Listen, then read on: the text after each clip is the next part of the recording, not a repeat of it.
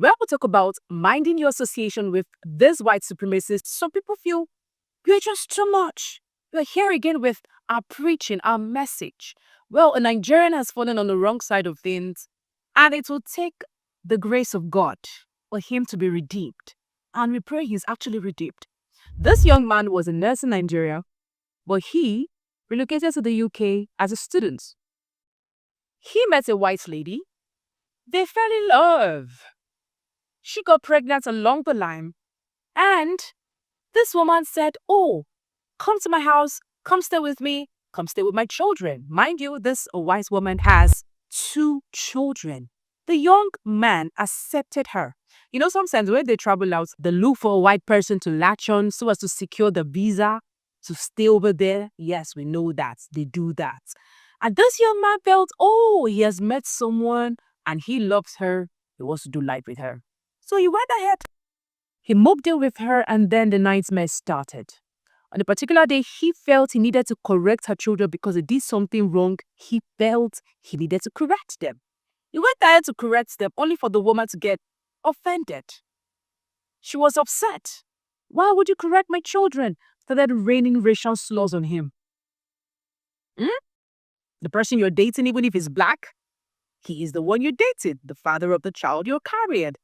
She went ahead to insult the living daylight out of this young man. But he stayed put. He still loved her, right? So he continued in her house. And then they had another argument that broke the camel's back. So he left her. His friends actually said, "What are you doing with this lady? You are dating her and she still sees you as a black person, still calls you the N-word, all these names, and you feel you are in love?" Well, they spoke sense into his head and he listened. He broke up with her.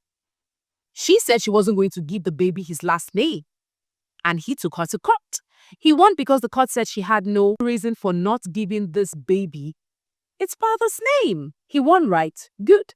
He passed his examination, and then he became a certified nurse. Things got good for him. He got his house, he got his car. I mean, he was doing well. And then this white woman got to find out. On a particular day when he called to speak with his child, this woman showed him what he wasn't supposed to see. And he, driven by lust, met with her again, and then she got pregnant with the second child. Well, this woman found a way to convince this young man, and then she moved in to stay with him. She moved in with her 2 children and his 2 children. That's his child and the unborn child, right? And then trouble started in paradise again. From her children to correction to the racial slurs, everything. Mind you, when they came back together, he exposed his friends. He was like, "My friends were the ones that told me not to do this, not to do that, and that's why I left you." You don't advise a man in love, right? You allow him to see things for himself, and he really did see things for himself. Well, he went to work on a particular day, and then he saw the police come to him. They told him he was under arrest. Police? Me? How? Why? What did I do? I'm a law-abiding citizen of this great country. They said someone filed a sexual assault case against him. Apparently, this white lady said she woke up to him on top of her, meaning he defiled her. So she woke up to see this young man called Tolu on top of her. And then she went to the police station to report the case. And these guys came to him to arrest him. They took the case to court, and she said she did not feel safe with him around her. So what did the court do? They filed a restraining order. You are not to go back to the house. Yo, it's my house. We don't care. She's there now, and you're not going there. So apparently, Tolu is starting from square one. The case was actually adjourned, and if he is found guilty, he would be facing 17 years in prison. So, family, this young man did not learn the first time, and then he had to go for it the second time before his eyes eventually became open. His eyes became clear. So he's starting from square one. He has no house. Of course, he has been laid off. He was arrested at work. They wouldn't want to keep him there. Was laid off. So he has nothing to his name. His house is gone. His car, everything. This white woman's strategy and plot actually worked.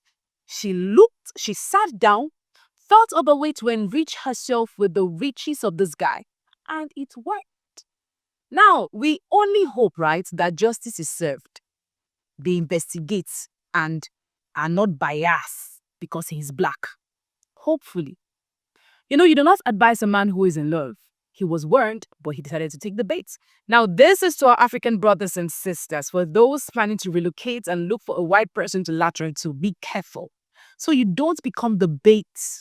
So you don't fall. So you don't end up behind bars. You think you are wise and you want to use them, but these guys, they've been in the game for long. So be careful. Now, we'll always advise, mind a relationship with this white supremacist. Someone intentionally called you the N-word, abused you, rained slurs on you, racial slurs, and you still went back to her. What were you looking for? But please, I think it's not a time to put our brother down. He's already down. We only hope that he wins this case and everything that is his be restored to him. But for everyone, please be careful out there.